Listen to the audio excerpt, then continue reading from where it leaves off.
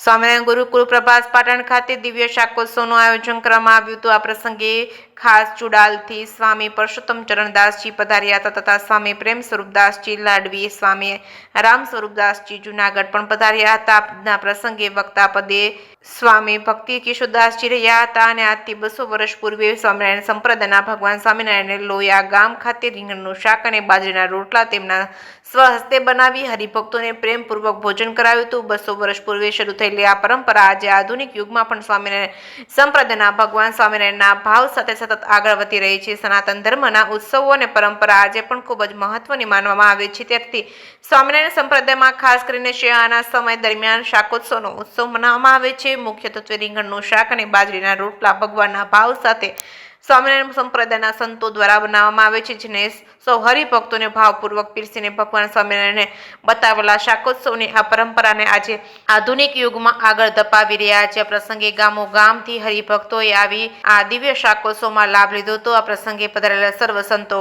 હરિભક્તો સ્વામી ભક્તિ પ્રસાદદાસજી તથા સ્વામી કિશોરદાસજીએ આભાર વ્યક્ત કરેલ હતો। જે કે સિંહ સાથે મહેશ વાજા, સોમનાથ।